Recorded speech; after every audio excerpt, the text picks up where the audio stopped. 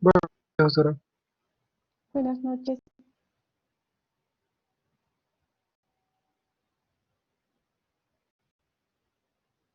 Esperaremos un rato, siguen uniéndose. Hay 7 que están conectando, 8.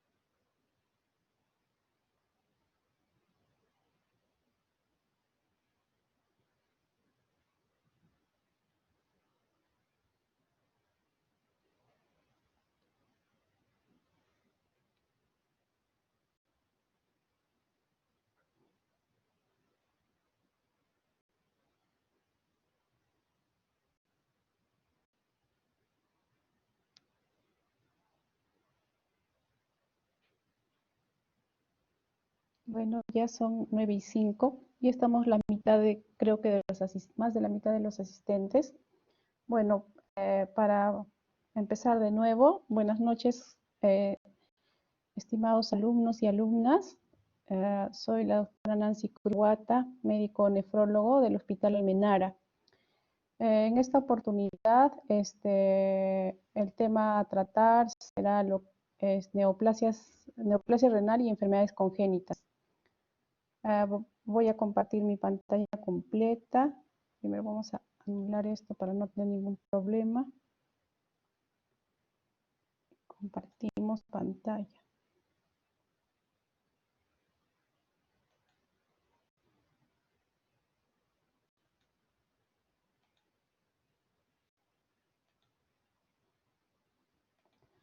Entonces empezaremos con enfermedades congénitas.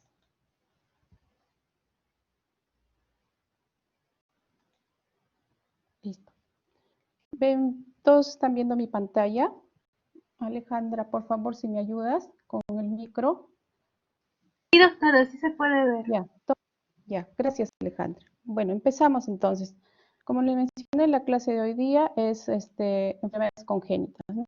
Para empezar, diremos que las enfermedades congénitas del riñón y de las vías urinarias son un grupo heterogéneo de malformaciones secundarias a un desarrollo embrionario anormal del sistema renal, ¿no?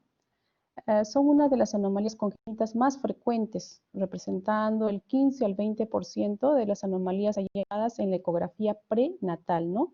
Con una tasa global de 0.3 a 1.3 por cada 1000 recién nacidos.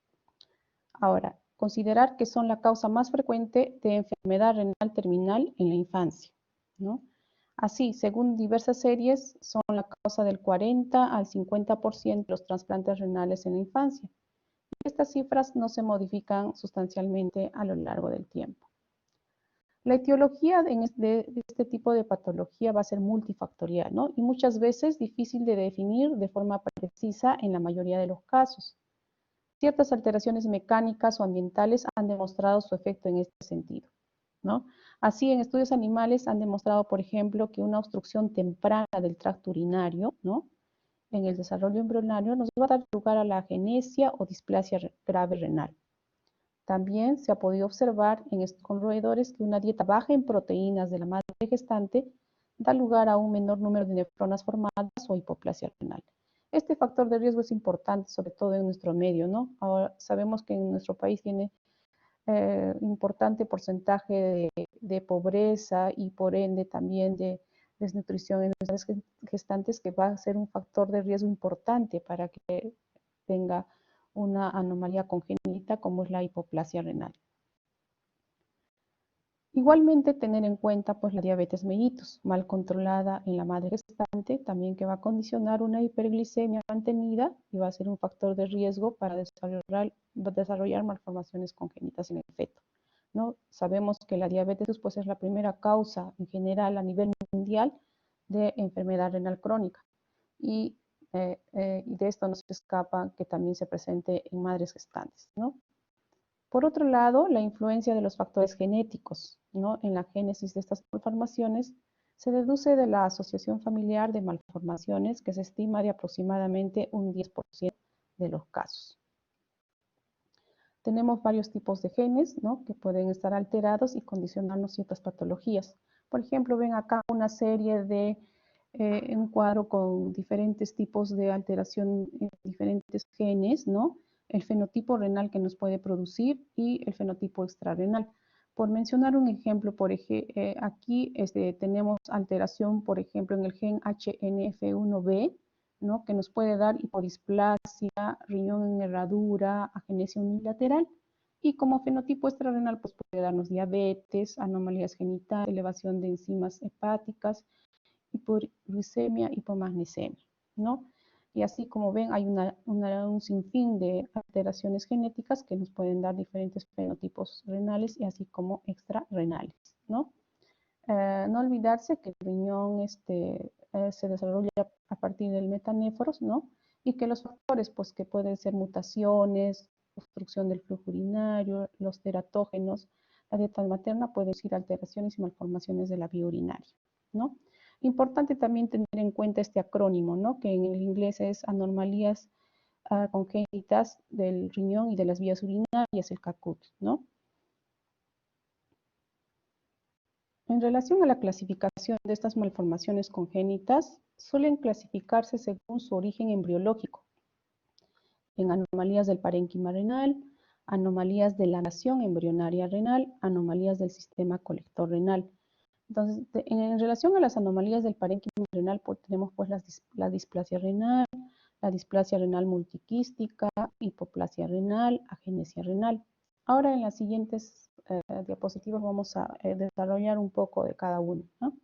Y aquí en las anomalías de la migración embrionaria renal, ¿no?, tenemos la ectopia renal, riñón en herradura. Anomalías del sistema colector renal, tenemos duplicación renal, reflujo vésico-ureteral, ¿no?, reflujo vésico-ureteral, importante esta patología, estenosis ureteral y extrofia vesical. Entonces, las anomalías más graves son las que afectan al parénquima renal, ¿no?, en forma de displasia o hipoplasia renal. Obviamente, ¿no?, el parénquima renal, ahí está principalmente la unidad funcional del riñón, las nefronas, ¿no? Si se altera a ese nivel o hay algún daño, pues obviamente va a repercutir mucho en la salud del neonato, ¿no?, o del recién nacido, ¿no? Entonces, si es que hay una anomalía en el parénquima renal, puede haber una disminución en el número de nefronas, que será el factor pronóstico fundamental de la función renal a largo plazo, ¿no? Actualmente el diagnóstico se va a realizar fundamentalmente con pruebas de imagen, ¿no?, ecografía, gamografía renal.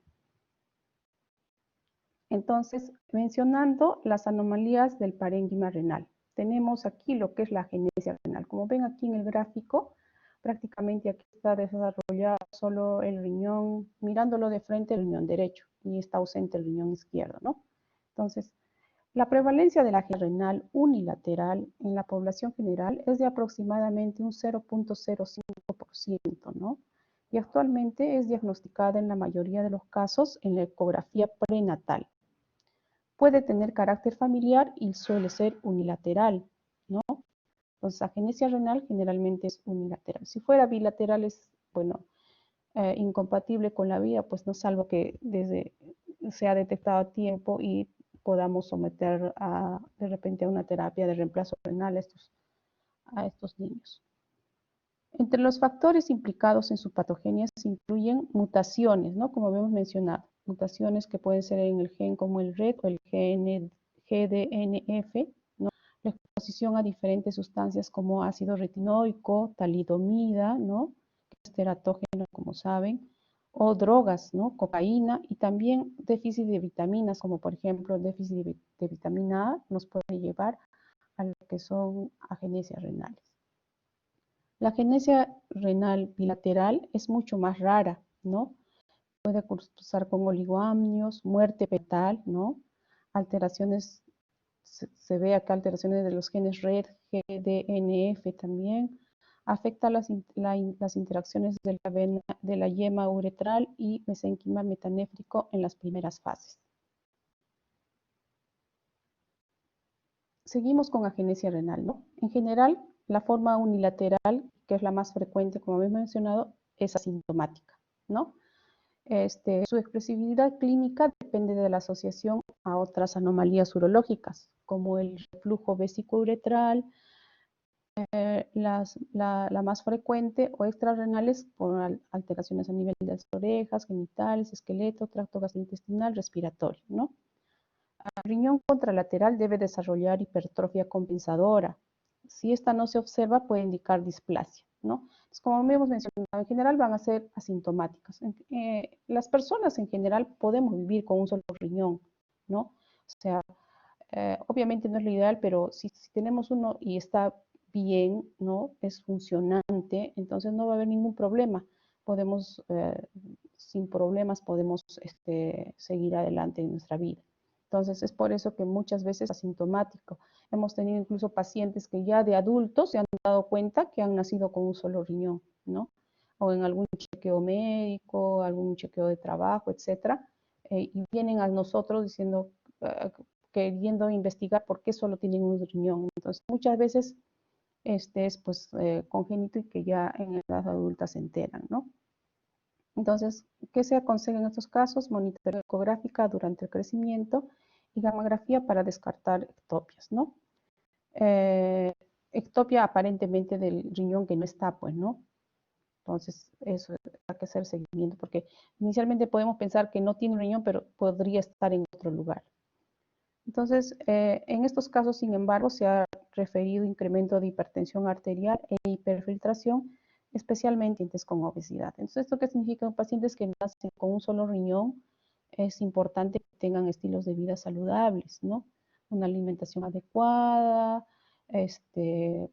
controlar el estrés, ¿no? Tener una vida social estable. Ahora pasamos a la hipoplasia renal, ¿no? Más que todo es un término histopatológico que hace referencia a la presencia de un menor número de nefronas normalmente formadas. Acá, por ejemplo, vemos el riñón derecho está aparentemente de tamaño normal, y en cambio el izquierdo es más pequeño, ¿no? Entonces estaríamos hablando de una hipoplasia renal. Se usa el término hipoplasia para hablar del riñón más pequeño. Menos de 2 viaciones están en ecografía renal u otras pruebas de imagen más específicas, manteniendo una estructura normal, ¿no? La causa precisa no se conoce, aunque se le ha relacionado con anomalías vasculares intrauterinas o factores genéticos, ¿no? Se observa en cuadros polimarfomativos de base genética, por ejemplo, síndrome renal coloboma. Este es el coloboma, ¿no? Es una hendidura a nivel del iris, ¿no? Entonces, que puede estar asociado a alteraciones también renales. Síndrome otobraquio-renal, ¿no? Con las mutaciones en los diferentes genes que ustedes ven. Síndromes de riñones quísticos, mutaciones en los genes también HNF1B y TCF2. Como ven, generalmente estas alteraciones congénitas se deben a mutaciones, ¿no? Aparte de los factores que en la madre que hemos mencionado, ¿no? Entonces, las manifestaciones clínicas van a depender de la edad de presentación. En niños pequeños suelen iniciarse como anorexia, vómitos y retraso del crecimiento. En niños mayores se objetiva también retraso del crecimiento, poliuria, polidipsia y proteinuria. El diagnóstico por ecografía.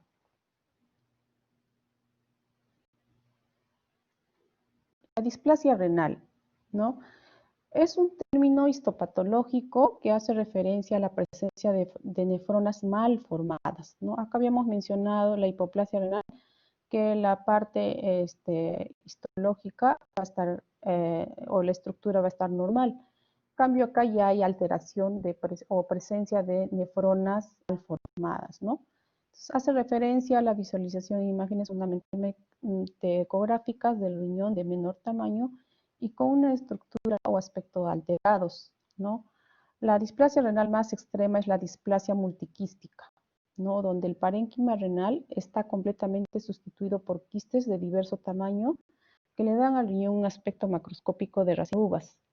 El diagnóstico diferencial principal en un recién nacido con una displasia multiquística es hidronefrosis grave, ¿no? Porque las imágenes en realidad se pueden confundir. Podemos ver que para nosotros nos podría parecer que es quiste, pero en realidad es hidronefrosis, ¿no? Entonces, con una urografía o un urotén bien reconstruido, podríamos definir si realmente es una displasia multiquística o una hidronefrosis, ¿no? Entonces, una hidronefrosis generalmente va a ser secundaria, ¿no? A una estenosis de la unión pielo-ureteral. Entonces, por ejemplo, aquí tenemos una imagen de un riñón con displasia renal multiquística, ¿no? Como ven, hay múltiples quistes que prácticamente muchas veces destruyen los glomérulos y este riñón termina no funcionando, ¿no? Entonces, esta anomalía es la anomalía más frecuente del desarrollo renal. Uno en 4.000 recién nacidos vivos es la frecuencia de presión, ¿no? Y es la principal causa congénita del riñón único funcional. El parénquima renal está mal formado, caracterizado por numerosos quistes no comunicados separados por mesénquima displásico no diferenciado, entonces sin parénquima renal identificable. O sea, prácticamente es un riñón no funcionante, ¿no? Origen embrionario por atresia o agenesia ureteral, anomalía aislada con escaso riesgo de recurrencia. El diagnóstico de sospecha, generalmente en ecografías prenatales, al nacer se confirma el diagnóstico y se valora el riñón contralateral por ecografía gamografía renal, ¿no?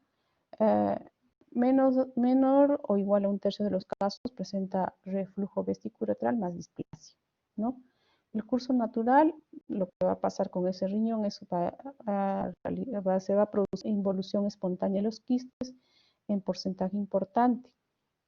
En menores de 5 años e hipertrofia compensadora del riñón contralateral. O sea, la evolución de esto es que va a involucionar, ¿no? Va a disminuir de tamaño. Y este riñón contralateral sano va a producir compensación y va a producir hipertrofia, ¿no? Para compensar la ausencia de función del otro riñón. Las complicaciones infrecuentes tenemos la citus, la hipertensión. Excepcional, malignización en ciertos síndromes, ¿no? Bueno, en realidad acá es las complicaciones frecuentes, no es que sean infrecuentes, son las frecuentes, generalmente son infecciones, hipertensión arterial, porque va a estar solo con un solo riñón y eso es factor de riesgo para hipertensión.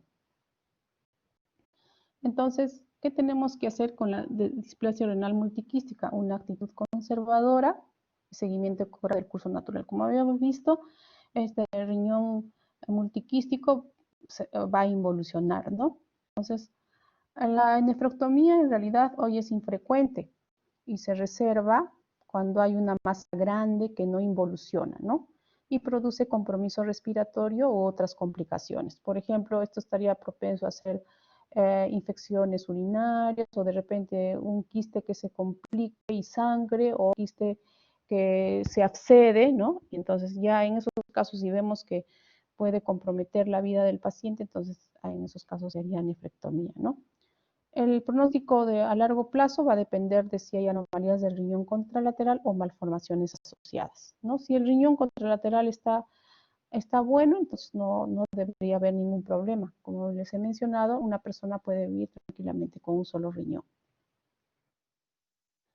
El riñón único funcional no complicado, bueno, ¿no? Claro, lo que mencionaba, ¿no? Pero el menor número de nefronas conduce a hiperfiltración, puede tener riesgo de proteinúria, hipertensión, disminución del filtrado glomerular, por lo que se recomienda seguimiento de la tensión arterial, exámenes de orina, ¿no? Función renal. Obviamente estos pacientes monorrenos, ¿no? Funcionales, tienen que tener un seguimiento estricto y, como les mencioné, todos los estilos de vida saludable. En relación a las anomalías de la migración embrionaria renal, tenemos a la ectopia renal, ¿no? Entonces, mencionar que durante la embriogénesis los riñones ascienden desde la pelvis hasta la fosa renal, o sea, esa es la evolución, ¿no? De la pelvis van a ascender hacia la pelvis, la fosa renal en la cavidad retroperitoneal. Entonces, cuando esta migración no se produce correctamente, el riñón puede quedar alojado en una zona no habitual, dando lugar a una ectopia renal. Como vemos en la imagen, ¿no? El riñón se ha quedado ya casi en la región superior de la pelvis, ¿no? El riñón en este caso sería derecho, este izquierdo, ¿no? El riñón ectópico pélvico, o sea, la ubicación pélvica unilateral es la más frecuente, ¿no? Suelen ser hipoplásicos y estar rotados. Se puede asociar a alteraciones ureterales, reflujo vesicouretral o estenosis. Bueno, aquí en la imagen también vemos, ¿no? Es una tomografía con reconstrucción, igual, ¿no? Es la misma imagen, solo que está con otro tipo de reconstrucción. Acá vemos el riñón izquierdo y el riñón derecho que está aún en la fosa pélvica, ¿no? En relación a la ectopia renal, lo más frecuente es que estos riñones aparezcan en la pelvis renal, como hemos mencionado, ipsilateral, aunque en casos raros pueden incluso hallarse alojados en el tórax. Miren, acá tenemos imágenes reconstruidas de tomografía, donde vemos al riñón ya prácticamente en la región torácica, ¿no?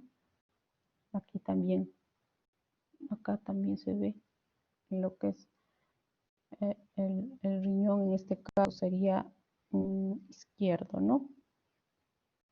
En ocasiones estas ectopias renales se diagnostican ecográficamente de agenesias renales, a no hallarse el riñón en su localización habitual. Claro, inicialmente si no lo encontramos en el lugar habitual, podríamos pensar de que el paciente nació sin un riñón, ¿no? Entonces, pero si le hacemos una gammagrafía, esta nos va a ayudar bastante para ubicar realmente, ver si es que no se trata de una ectopia renal. Entonces, la gammagrafía nos va a ayudar a localizar el riñón. Obviamente también una tomografía, siempre y cuando le hagamos pues una tomografía, un scan, ¿no? Por ejemplo, una tomografía tóraco-abdominopélvica. Ahí no tenemos pierde, también podríamos ubicar al riñón, pero también podríamos usar la gamografía. No olvidarse que la gamografía es un estudio de medicina nuclear que nos va a ayudar a definir cuánto por ciento funciona el riñón derecho y cuánto por ciento funciona el riñón izquierdo. Los riñones ectópicos son generalmente más pequeños, ¿no? Hipofuncionantes y se asocian con frecuencia a otras complicaciones como reflujo vesicouretral, obstrucciones ureterales o anomalías genitales. Como ven, hasta ahora prácticamente todas las anomalías o las alteraciones congénitas hemos visto que tienen asociado complicaciones como reflujo, obstrucciones, infecciones urinarias, ¿no? Entonces, tener en cuenta siempre eso. Entonces, aquí tenemos, bueno, ahora vamos a describir el riñón en herradura, ¿no? En este contexto de anomalía de la migración embrionaria renal, a menudo se producen anomalías de fusión, ¿no? Renal asociadas. De ellas la más habitual es pues el riñón en herradura. Como ven, tiene la de una herradura, ¿no? Se trata de una ectopia renal bilateral, en este caso es bilateral, con fusión de uno de los polos. En este caso la fusión es a nivel del polo inferior, ¿no? Generalmente es en la línea media, dando el aspecto macroscópico de una herradura. Entonces, frecuentemente aparecen asociados a esta patología un reflujo vesicouretral, como habíamos mencionado, anomalias vasculares renales o estenosis ureterales, ¿no? Complicaciones, reflujo vesicouretral, infecciones urinarias, está casi presente en la mayoría de las anomalías congénitas, ¿no? Obstrucción en la unión pielo-uretral, litiasis. Por ejemplo, si tuviéramos obstrucción en la unión pielo-uretral, probablemente, o sea, vamos a encontrar a un riñón hidronefrótico, ¿no? Entonces, también ver eso. Si es que hay litiasis también y produce obstrucción, también vamos a ver hidronefrosis. También se asocia a síndromes como el Turner y con aumento del riesgo de otros tumores renales, siendo el más común el tumor de Wills, ¿no? O sea, tumor de Wills también asociado a anomalías congénitas, riñón en herradura. Otras anomalías del sistema excretor renal tienen estenosis de la unión pielo-ureteral, ¿no? Entonces, esa unión, pues, esa estenosis sería este nivel, ¿no? Unión pielo-ureteral, ¿no? Puede ser total o parcial y es la causa más frecuente de hidronefrosis, 10 a 30%, uno en 500 fetos. Obviamente, si hay estenosis a este nivel, pues no va a haber flujo de orina y va a producir nefrosis, esta imagen de hidronefrosis. La causa suele ser la estenosis intrínseca del uréter proximal y menos frecuentemente por obstrucción extrínseca, por un cruce vascular podría ser, ¿no?, de la arteria renal accesoria. Entonces, la causa puede ser tanto intrínseca como extrínseca. La evaluación inicial, como hemos mencionado, la ecografía siempre es el primer diagnóstico por imagen que debemos hacer, ¿no? Y va a confirmar pues la hidronefrosis, ¿no? También podemos hacer cisto-uretrografía miccional seriada, que también nos va a descartar el reflujo vesicouretral, y el renograma isotópico va a confirmarnos el diagnóstico, ¿no? Indicaciones de intervención, básicamente hidronefrosis en aumento o más de 50 milímetros. Función renal diferencial menos de 40%, descensos superiores al 10%. Entonces, esa es la estenosis en la unión pielo-ureteral, ¿no? También importante mencionar el reflujo vesicoureteral, ¿no? El reflujo vesicoureteral se define como el paso retrógrado no fisiológico, ¿no?, de la orina desde la vejiga al uréter, ¿no? Probablemente debido a una disfunción de la unión ureteral, o sea, teniendo un grafiquito sería este nivel, ¿no? Una alteración de la unión uretero-vesical, ¿no? En este habíamos visto que el problema es acá, en la estenosis de la unión piel-uretral, pero el reflujo vesicouretral, la alteración es este nivel, ¿no? Entonces, la importancia clínica del reflujo vesicouretral en los niños ha venido determinada por su asociación con la presencia de infecciones urinarias de repetición, ¿no? Esta patología en realidad es bastante frecuente, ¿no? Y si tenemos niños que hacen infecciones urinarias de repetición, estamos en la obligación de descartar esto, ¿no? Y el posible establecimiento de un daño renal crónico que conduzca a la progresión e insuficiencia renal. Las malformaciones renales y entre ellas el reflujo vesicouretral siguen siendo la principal causa de enfermedad renal crónica en el niño. Como ven, el reflujo vesicouretral es frecuente y es una causa importante de enfermedad renal crónica. Entonces acá, por ejemplo, tenemos un gráfico de vías urinarias normales y vías urinarias con reflujo vesicouretral, sobre todo a nivel del riñón. Mirando de frente la pantalla de la computadora sería el riñón derecho, pues, ¿no? Entonces, ¿a qué se va a deber este reflujo? A una anomalía madurativa del mecanismo valvular de la unión uretero-vesical, ¿no? La yema ureteral es la responsable del desarrollo del uréter. Si el origen de la yema uretral ocurre muy cerca de lo que será la futura vejiga, el orificio ureteral estará desplazado lateralmente en lugar a que el túnel submucoso del uréter en la vejiga sea más corto. O sea, si ese túnel, a ver, si este túnel va a ser el túnel submucoso en la vejiga es corto, vamos a tener el riesgo del reflujo vesicouretral, ¿no? Entonces, en cambio aquí, como ven, el túnel es mucho más largo, ¿no? Entonces aquí el túnel es corto. Entonces al estar corto no se va a producir cierre y por ende va a producir este reflujo, ¿no? Como ven, va a fluir hasta al parénquima y por ende va a producir daño. Más que todo va a producir daño por las infecciones urinarias y obviamente también por la dilatación. O sea, hay varios factores de riesgo ahí. Entonces, ahora, sin embargo, dicho túnel se alarga con la edad, o sea, este túnel se puede alargar, que aumenta la competencia del mecanismo valvular y produce la resolución espontánea del reflujo vesicouretral en la mayoría de los niños durante el periodo de crecimiento. Sin embargo, como vemos acá, ¿no? Dice que se produce la resolución espontánea en la mayoría, pero hay niños que no van a resolver. Entonces, esos niños son los que van con infección urinaria, y ahí es donde tenemos que nosotros descartar que no esté haciendo un reflujo, porque si no atendemos a tiempo a este paciente, podríamos perder este riñón, ¿no?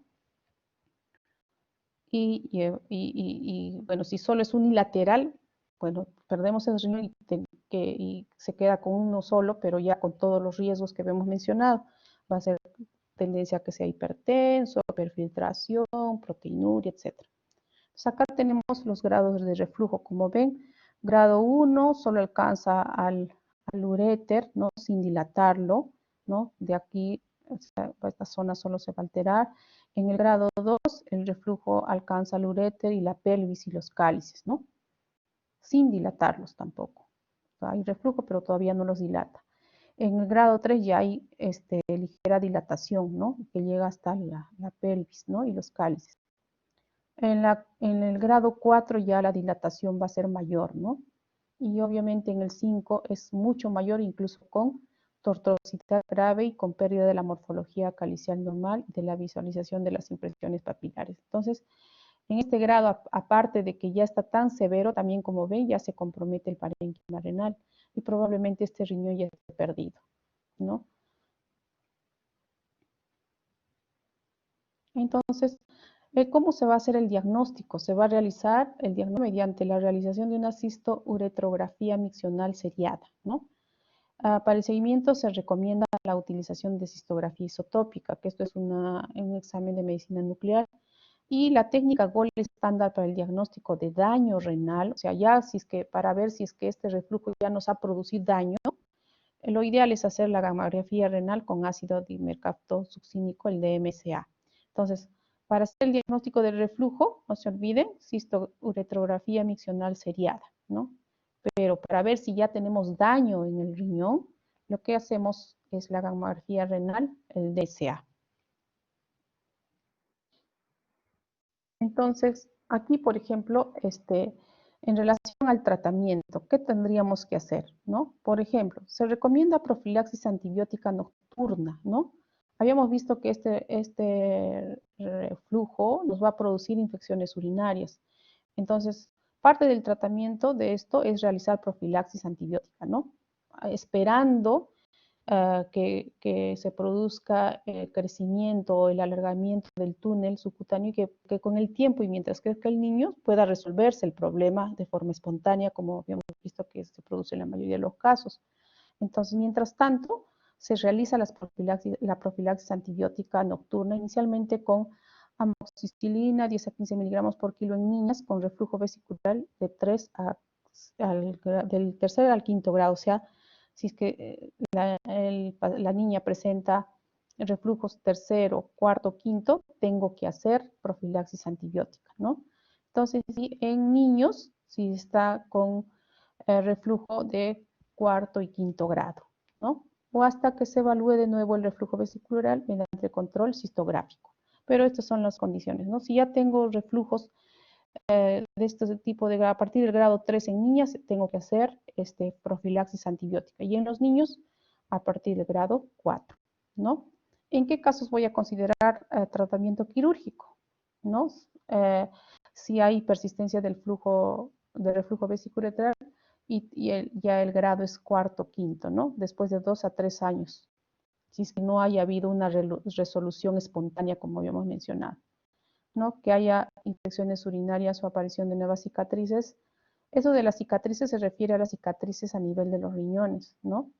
A pesar de quimioprofilaxis. O sea, la profilaxis que damos es para evitar que se produzcan cicatrices en los riñones, ¿no? Y de esta forma los riñones no se dañen, ¿no? Esa es la finalidad de la profilaxis. Ah, bueno, cuando está indicada la cirugía, se aconseja una técnica endoscópica como primera opción. En relación a otros tipos de anomalías, tenemos la duplicidad renoureteral o el ureterocele, ¿no? Es secundaria a una duplicación de la yema ureteral al inicio de la embriogénesis. Se desarrolla un riñón formado por dos hemirriñones, ¿no? Con dos sistemas pielocaliciales y dos uretres. O sea, como vemos acá, ¿no? Hay duplicidad piélica. Dos, acá todavía hay, encima tiene mayor anomalía, o sea, otra anomalía, que es la una estenosis a nivel pielo-uretral que está produciendo hidronefrosis, ¿no? El diagnóstico también, o la imagen diagnóstica, la imagen que nos va a ayudar es la ecografía, ¿no? Nos va a mostrar hidronefrosis o ureterohidrosis. La duplicidad puede ser incompleta cuando ambos uretres se unen en Y antes de llegar a la vejiga y desembocar como uno solo, ¿no? Esto también puede ser. Es la más frecuente, suele ser asintomático y se manifiesta por un riñón de mayor tamaño. También sí podemos ver ya también en personas adultas, ya podemos ver, ¿no?, que tienen doble sistema pielocalciar y a veces también vienen por infecciones urinarias recurrentes, ¿no? Entonces, y la duplicidad completa tenemos aquí, ¿no? Es rara, afecta a menos del 0.1% de la población, sobre todo niñas, ¿no? Entonces, acá también tenemos duplicación, ¿no? Por un lado está muy dilatado, alterado, por otro lado está conservado. Tenemos también la estenosis vésico-ureteral y megaureter, ¿no? En relación a esto. Si es vésico-ureteral, será este nivel de la obstrucción, ¿no? Entonces, esto nos va a producir este megaureter, ¿no? Se va a producir la orina, va a descender y acá va a encontrar un stop, entonces se va a dilatar. El megaureter se va a definir como un ureter con diámetro mayor a 7 milímetros, ¿no? Ese es el límite normal. O sea, si es mayor de 7 va a estar alterado. Desde las 30 semanas de edad gestacional hasta los 12 años, ¿no? El megaureter primario, la normalidad funcional o anatómica de la unión vesicuretral, y el megaureter secundario, una normalidad en la vejiga. Puede ser meningocele o uretra o por la presencia de válvula de uretra posterior. Esto del mielomeningocele también es frecuente, ¿no? No hay, es una alteración neurológica de la contracción de la vejiga, entonces por eso también se va a producir un megaureter secundario. Válvulas de uretra posterior, ¿no? Las válvulas de uretra posterior son las anomalías congénitas de la uretra más frecuentes en la infancia, ¿no? Esto también tenerlo en cuenta, que es la anomalía congénita de la uretra, ¿no? De la uretra, o sea, estamos hablando de a este nivel, ¿ya? Uretra, ya más inferior, ¿no? Entonces, es la anomalía congénita de la uretra más frecuente, ¿no? Se debe al desarrollo de unos pliegues membranosos, ¿no? De unos pliegues membranosos en la uretra posterior que produce una obstrucción del flujo urinario, ¿no? Aparece únicamente en varones y en muchos casos da lugar a un oligoamnios grave y muerte perinatal, ¿no? Entonces, tener en cuenta esto, que esta es una anomalía solo que se presenta solo en varones, ¿no? Entonces, prenatalmente se va a observar típicamente una vejiga dilatada. Claro, obviamente, si acá hay una obstrucción y supuestamente hay producción de orina, etcétera, entonces la vejiga va a empezar a dilatarse, ¿no? Y después, posteriormente, la obstrucción va a ascender y va a producir hidronefrosis bilateral grave como signo de obstrucción baja del sistema urinario. El pronóstico es marcado en mayor medida por el grado de displasia renal que suele acompañar esta patología, ¿no? Produce obstrucción infravesical durante el desarrollo embrionario y secundariamente distensión vesical, lo que les mencionaba. La obstrucción va a estar a este nivel, obviamente, y se va a producir distensión vesical, reflujo vésico ureteral bilateral de alto grado, ¿no? Displasia renal, oligoamnios e hipoplasia pulmonar también puede producir. Es una de las primeras causas de enfermedad renal crónica en la edad pediátrica. Entonces, no se olviden que esta válvula extraposterior solo aparece en varones, ¿no? Bueno, ¿cómo vamos a hacer la sospecha? Mediante la ecografía prenatal, vamos a encontrar una megavejiga, ¿no? Con ureterohidronefrosis bilateral grave y uretra posterior dilatada, sino del ojo de la cerradura y oligoamnios, ¿no? Entonces, esto es un diagnóstico, como aquí mismo dice, prenatal, ¿no?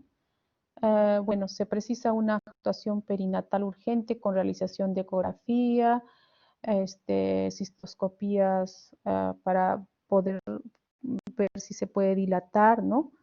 Entonces, y obviamente esto va a consistir también, nos va a ayudar en el diagnóstico y en la terapéutica, ¿no? En los casos más graves hay técnicas de descompresión vesical intraútero, shunt vésico amniótico, pero el pronóstico no mejora de forma significativa, pues la displasia renal ya está presente, ¿no? Entonces,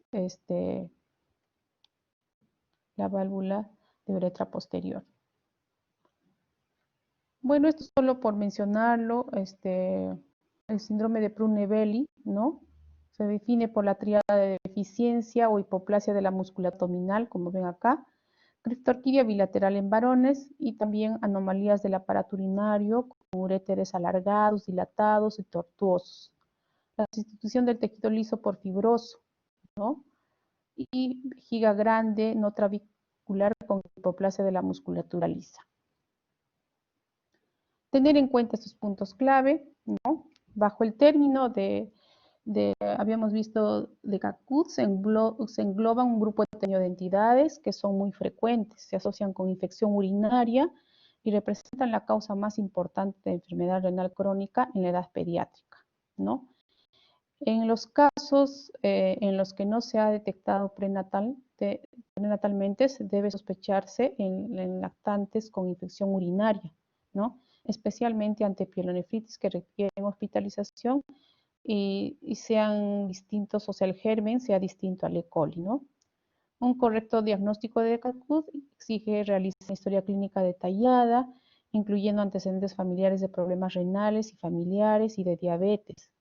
La búsqueda de anomalías extrarrenales asociadas, coloboma, sortera, hipomagnesemia, hiperuricemia.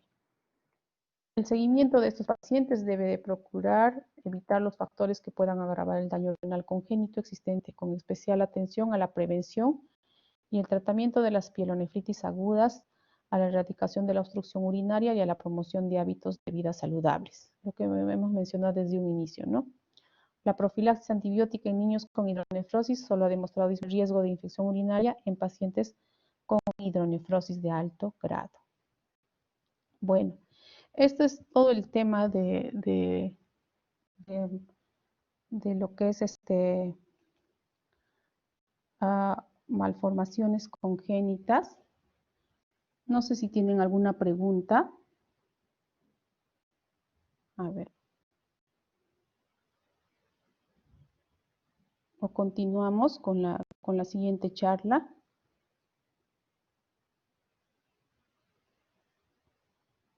Si quieren hacer alguna pregunta, por favor, pueden prender su micro.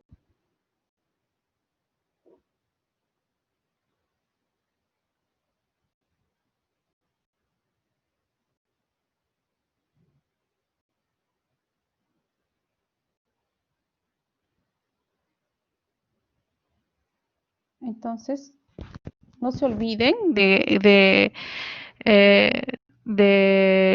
si tenemos niños que hacen, sobre todo los varoncitos, si hacen infecciones urinarias recurrentes, evaluar a una probable malformación congénita, ¿no? Y como habíamos visto, lo más frecuente, los reflujos vesicuretrales, ¿no? Bueno, continuaremos entonces con la siguiente charla de neoplasia renal.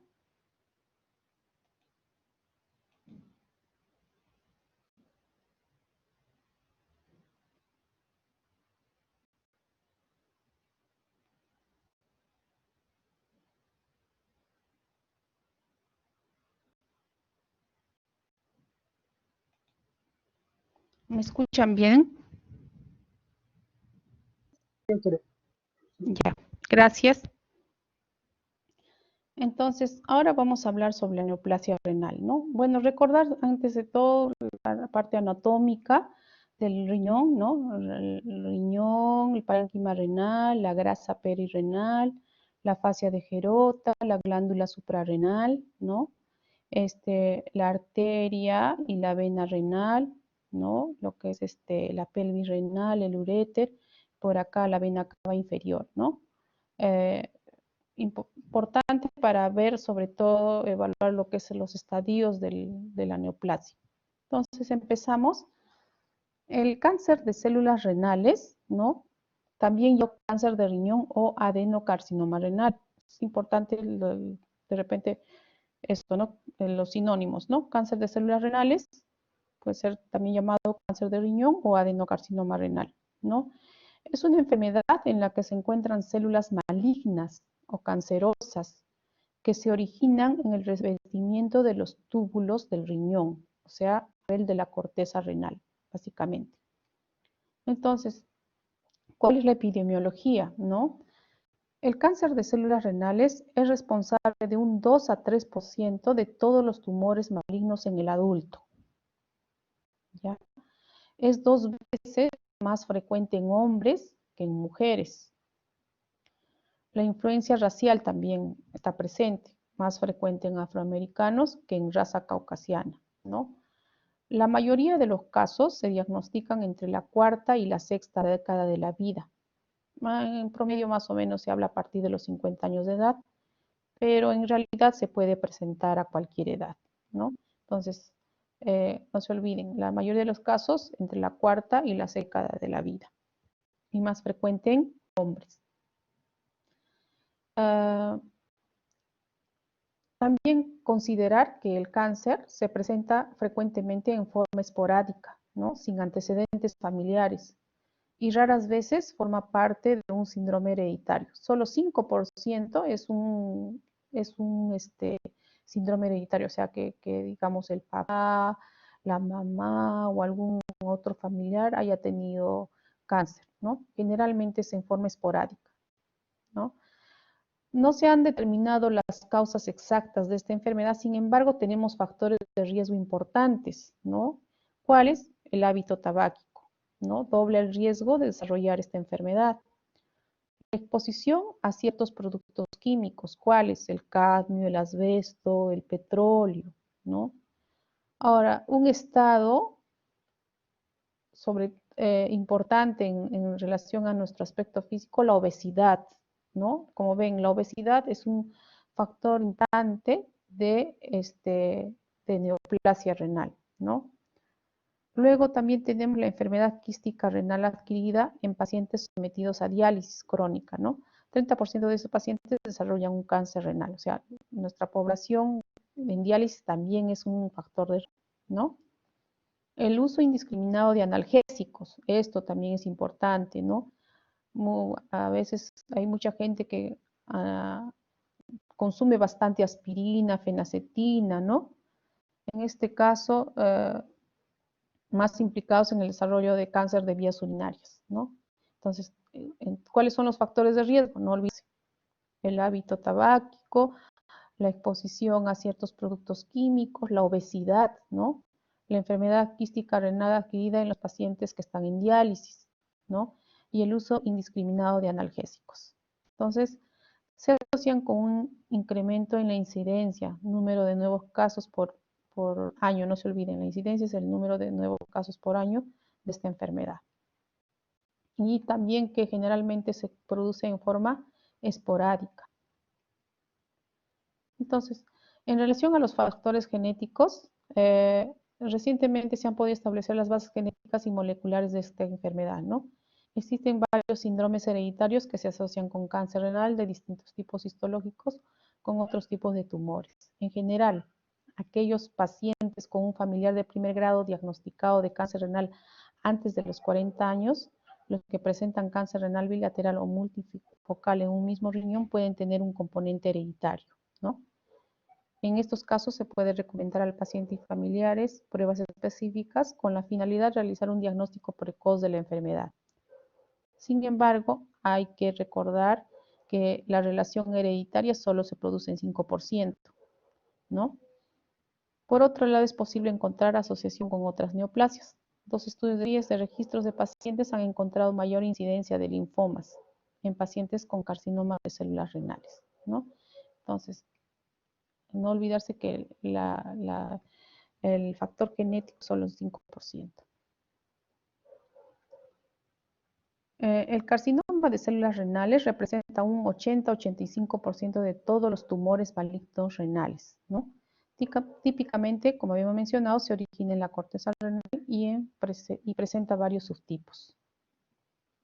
Entonces, um, antes de esto, mencionar que recuerden que presentar de forma esporádica, ¿no? Yo conozco una paciente que tiene 48 años y hace 2 años ella lo único que manifestó fue dolor, ¿no? Y le hicieron una ecografía y aparentemente le encontraron una imagen, según ella cuenta, ¿no? Insignificante en polo inferior del riñón derecho. Y aparentemente ella no precisa si es que le dijeron que tenían que hacerle seguimiento, pero después de 2 años volvió a presentar el mismo dolor y ya el riñón tenía algo de 4 centímetros, ¿no? El tumor que tenía ahí, un tumor de 4 centímetros.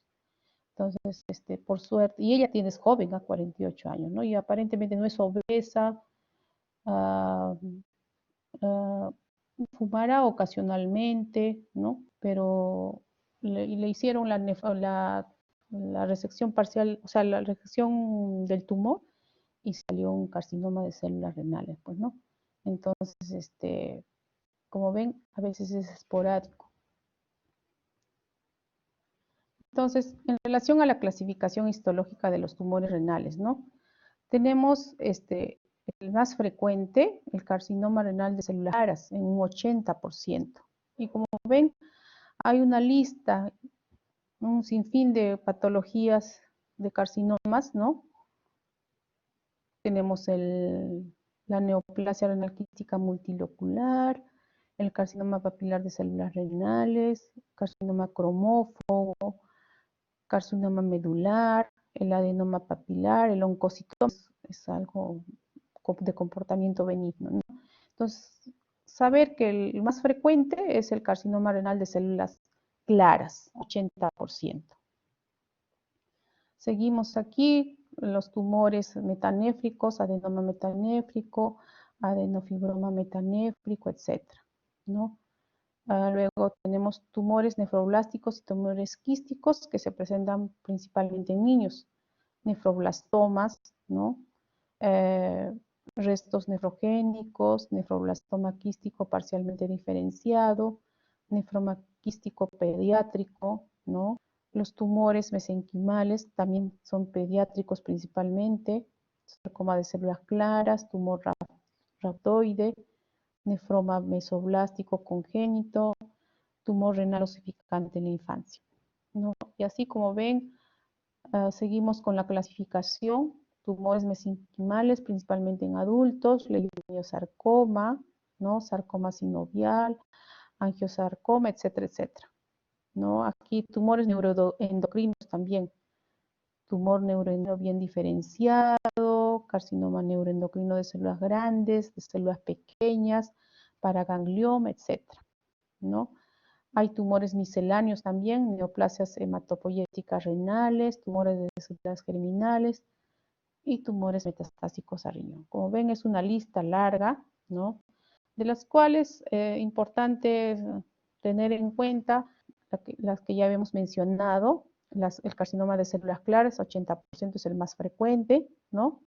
Más adelante vamos a ver la histología, cómo se ven este carcinoma, ¿no? Igual el carcinoma papilar, ¿no? Generalmente se menciona que es agresivo y por eso es que se recomienda que estos carcinomas reciban tratamiento dentro de ensayos clínicos, ¿no?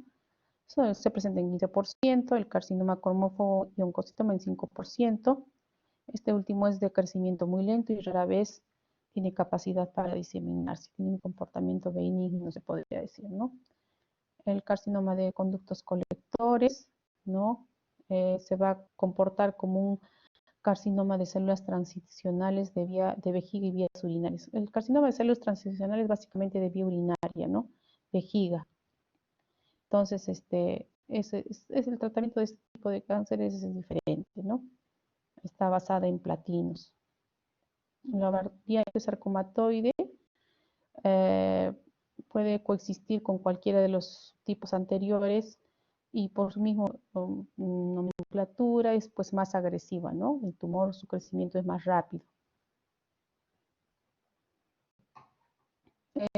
Lo que debemos mencionar, el carcinoma de células transicionales se origina en la pelvis y no en la corteza, ¿no? El de células claras, habíamos dicho que se origina en la corteza, en cambio el de células transicionales, que es una patología básicamente de vía urinaria y de vejiga, ¿no? Tienen un comportamiento diferente y ahora no lo vamos a discutir. Entonces, ¿cómo es la presentación clínica de una neoplasia renal? Y eso también tienen que saberlo, ¿no? Entonces, en realidad se asocia con una gran variedad de signos y síntomas, ¿no? Lo cual hace a veces difícil el diagnóstico. Otros pacientes no experimentan síntoma alguno, que la enfermedad se ha extendido a otros órganos, ¿no? Por otro lado, con los nuevos métodos diagnósticos, hasta un 40% de los pacientes se diagnostican de manera casual de un tumor renal cuando se realizan una ecografía o una tomografía por otras razones, ¿no? Y se ha descrito como típica la asociación de hematuria, masa y dolor de costado, ¿no? Pero esta triple asociación solo se presenta en un 10%, o sea, es poco, ¿no? Pues generalmente el hallazgo se hace pues de forma esporádica, ¿no? Yo he tenido pacientes que vienen por hipertensión o porque tienen de repente microhematuria, solo microhematuria, y se les pide, como ya les mencioné también en las clases prácticas, la ecografía renal, vesical y de próstata en caso de varones, y en mujeres ecografía renal y vesical, y ahí encontramos una masa, ¿no? Entonces, pues, ¿no? La hematuria aparece en más de la mitad de los casos, pero puede no ser visible y tan solo evidenciarse en un análisis de orina. O sea, muchas veces el paciente no sabe que está perdiendo sangre, ¿no? Por la orina. Eso ya lo corroboramos en un examen, o sea, lo que es la hematuria microscópica. Entonces, esto es lo clásico que vamos a leer en todos los, pero como ven, su presentación está presente en solo 10% de los casos. ¿Qué otras manifestaciones podemos tener? Anemia, fiebre y pérdida de peso, ¿no? Son relativamente frecuentes en este tipo de tumores. La anemia, ¿por qué será? Por la pérdida, ¿no? Por la hematuria microscópica de repente, ¿no? Entonces, y menos frecuente va a ser la policitemia. Y también podemos tener calcemia, sobre todo cuando ya hay una metástasis a nivel de los huesos. Entonces, no se olviden la presentación clínica de lo que es la neoplasia, ¿no? En relación a los métodos diagnósticos, bueno, como siempre, y me imagino que se le menciona siempre en cada patología que se estudia, hacer una buena historia clínica, ¿no? Interrogar al paciente sobre sus hábitos, si es que fuma, no fuma, ¿no? Sus antecedentes de enfermedades, ¿no? Los tratamientos recibidos, de repente es consumidor crónico de analgésicos, ¿no? También es importante investigar antecedentes de cáncer en la familia, aunque habíamos visto de que se produce la relación es poco frecuente, pero igual tenemos que hacer la indagación, ¿no? Entonces, aquí también, bueno, esto ya en la exploración física, ver si el paciente es obeso o no es obeso, ¿no? A que ver su estado general de salud, ¿no? A que buscar, ¿no? En el examen físico de abdomen, sobre todo más bultos o cualquier otro signo que parezca inusual. También, obviamente, le vamos a hacer los análisis de sangre, por lo menos un hemograma, y si tenemos sospecha de alguna neoplasia ya renal, tendremos que pedir perfil renal, ¿no? Analítica de orina, pruebas para determinar el color de la orina, y contenido en azúcar, proteínas, la presencia o no de sangre y bacterias. Lo primero que igual pedimos a nuestro paciente, ¿no? Es la ecografía abdominal y siendo más específicos, como les mencioné, en caso de varones, ecografía renal, vesical y de próstata, y en mujeres, ecografía vesical y renal, para hacer un estudio completo y no se nos escape nada, ¿no? Entonces, como ven, va a ser útil para identificar masas renales, ¿no? Y distinguir si son de naturaleza quística, si tienen contenido líquido o son sólidas, ¿no? Y ahí en la ecografía también podríamos aplicar dopleras a nuestros tumores, ¿no? Para ver si de repente tienen vascularidad, no tienen vascularidad. Ahora, la ecografía es muy sensible en la evaluación de los quistes, ¿no? Entonces, es nuestra primera arma de detección, se podría decir, ¿no? El ecografista nos dice que se trata de un tumor, entonces nuestro siguiente paso es hacer una tomografía con contraste, ¿no? Que es el procedimiento de elección para el diagnóstico de las neoplasias renales, ¿no? Entonces es útil para detectar y evaluar masas renales. También nos va a ser útil para ver si hay algún trombo en la vena cava inferior, así como extensión a los ganglios linfáticos. Ahora, ¿en qué casos voy a usar o voy a recurrir a la resonancia magnética nuclear? Pues si en una tomografía encontré trombo en vena cava inferior, la tomografía no va a ser muy sensible en definirme cómo es la extensión de esta infiltración. Para eso voy a usar la resonancia magnética, ¿no?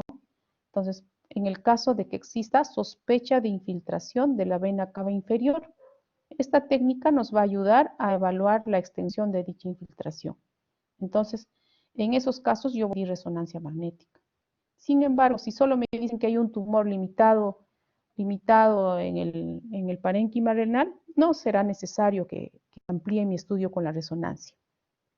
Pero si dicen en la tomografía, en el informe tomográfico o cuando yo veo la tomografía, veo que probablemente hay una infiltración o un trombo en la vena cava inferior, yo tengo que ser más preciso en la evaluación de ese caso y le pediré resonancia magnética nuclear. ¿Ya? Entonces, tener en cuenta los métodos diagnósticos, los pasos que tenemos que seguir al evaluar este tipo de pacientes. También podríamos realizar arteriografía renal, ¿no? Aunque ya casi no se usa mucho esta técnica. Arteriografía renal generalmente, bueno, no lo usamos más en qué cosa, en la evaluación pretrasplante, ¿no? Generalmente en el donante, ¿no? Para ver si es un donante vivo, más que todo para ver qué riñón vamos a donarlo, ¿no? Eso es más que todo es el uso de la arteriografía renal.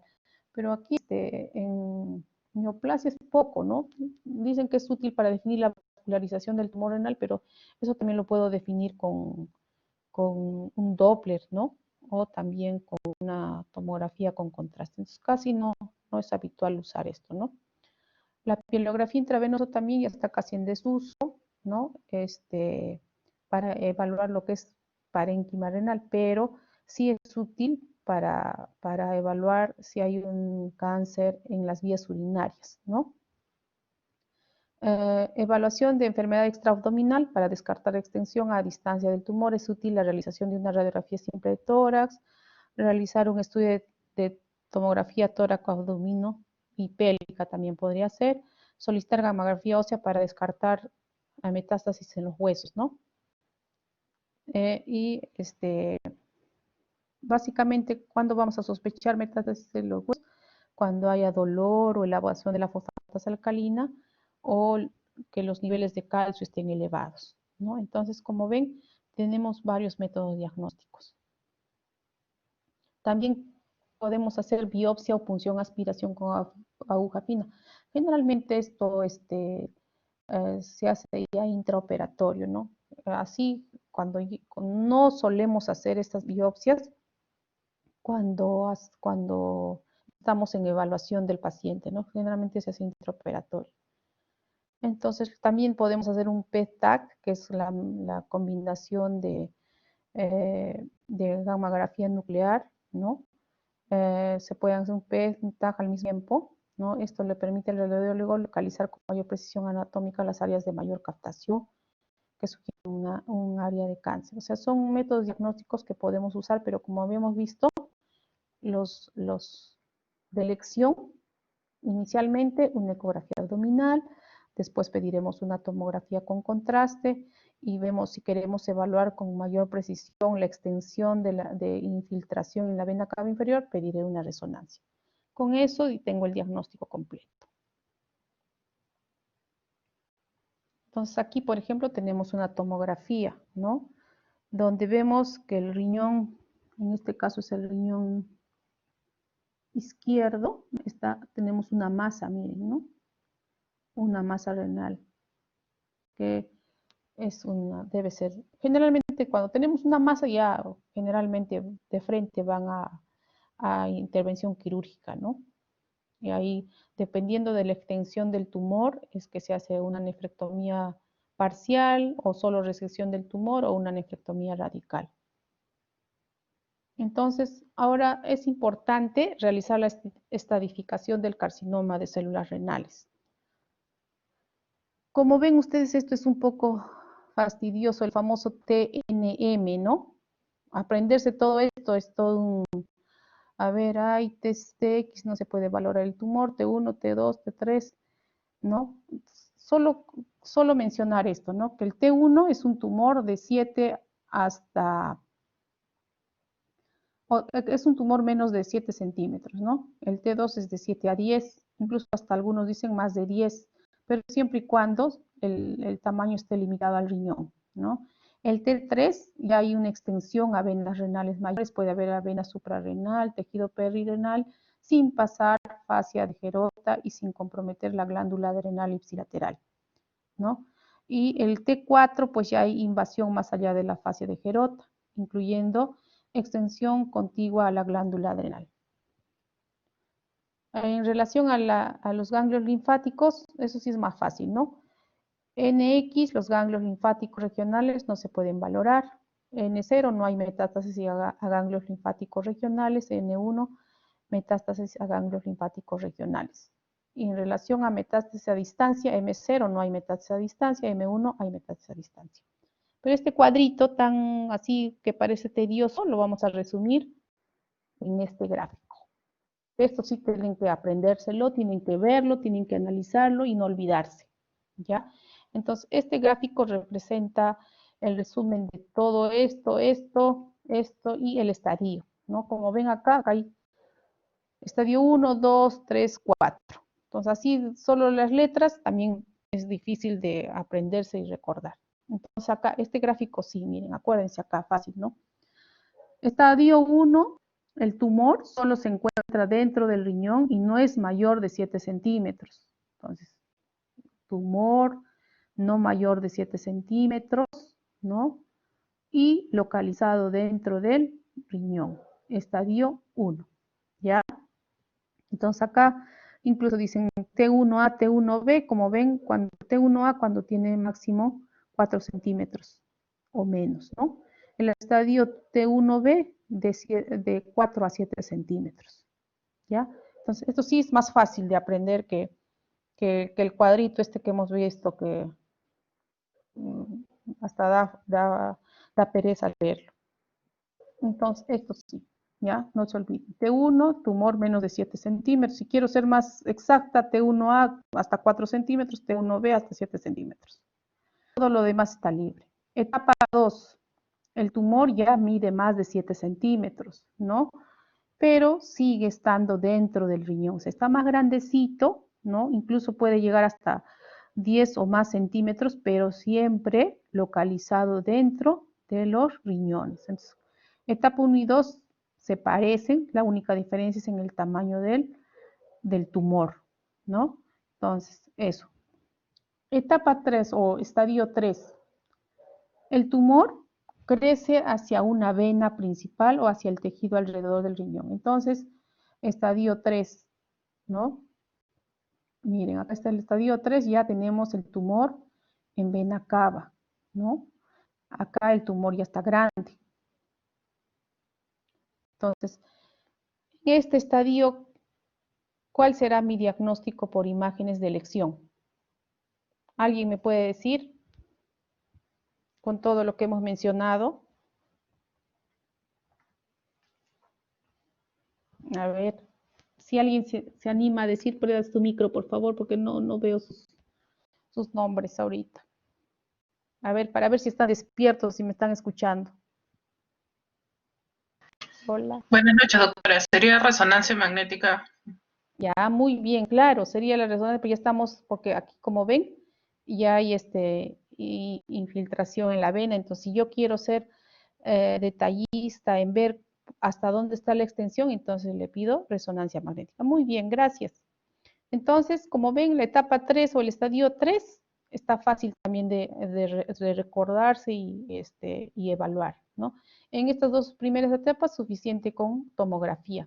En esta etapa y en esta etapa, ya aparte de la tomografía inicial que supuestamente ya pedí, voy a tener que pedir resonancia para ver la extensión del trombo en la vena, ¿no?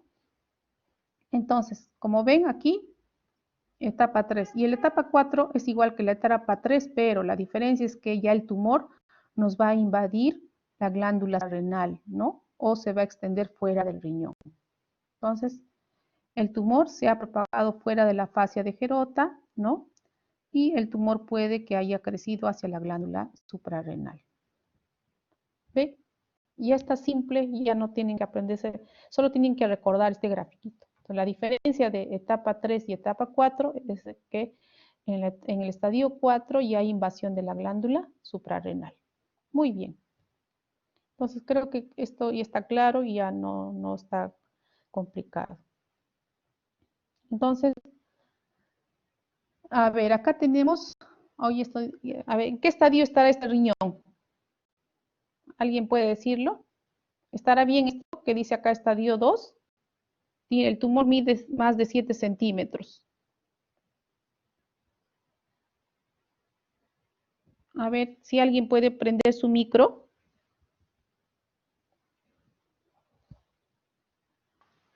Doctora, ¿sería 2A? Ya.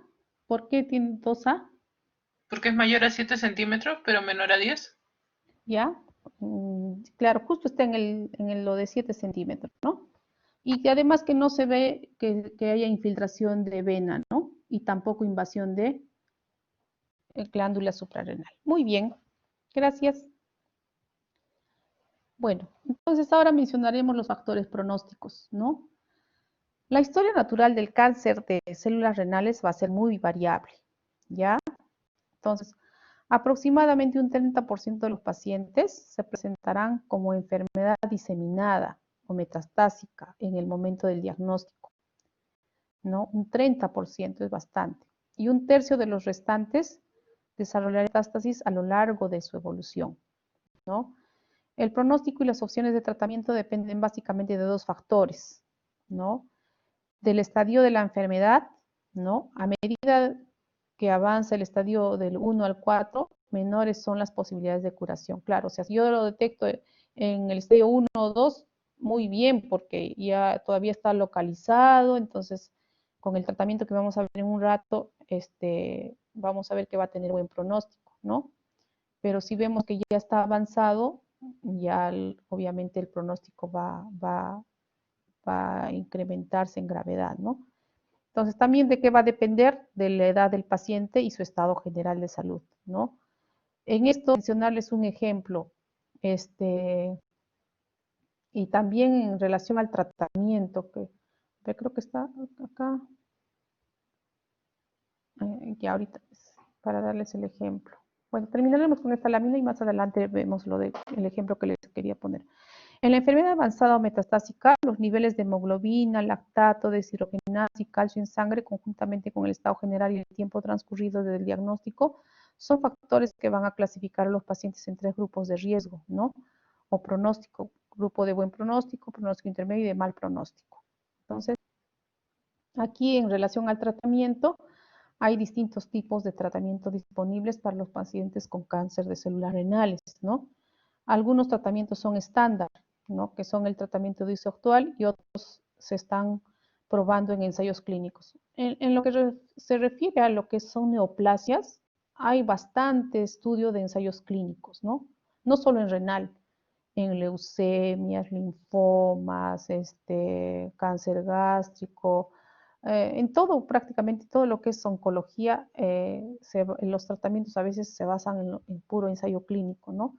Entonces, tener en cuenta también eso. Entonces, aquí, por ejemplo, el tratamiento, ¿no? Acuérdense, al propósito puse esta laminita para correlacionar el tratamiento que tenemos que hacer. Ya hemos identificado nuestros estadios. Ahora, en base al estadio, ¿qué tratamiento voy a definir? Entonces, por ejemplo, acá, estadio 1 y 2, habíamos dicho que es parecido, ¿no? Entonces, lo único que varía es el tamaño renal. Entonces, ¿qué vamos a ofrecer a estos pacientes que tienen estos estadios? Nefrectomía radical o parcial, con o sin linfadenectomía, crioablación o ablación por radiofrecuencia. Entonces, pues, ¿en qué casos haré nefrectomía parcial? De repente cuando el tumor está en T1A, o sea, menos de 4 centímetros, ¿no? Entonces, de repente ahí solo voy a tratar de seccionar solo la parte que está comprometiendo el tumor, ¿no? Entonces, en esos casos, igual. Ahora, radical haré pues cuando el tumor y de repente está en más de 10 centímetros, pero solo localizado a nivel del riñón sin extensión a vena ni a glándula suprarrenal. Entonces, estadio 1 y 2, nefrectomía radical o parcial, con o sin linfadenectomía, crioablación o ablación por radiofrecuencia. Entonces, en el estadio 3, o sea, aquí, ¿qué cosa podemos ofrecer al paciente? Nefrectomía radical, ¿no?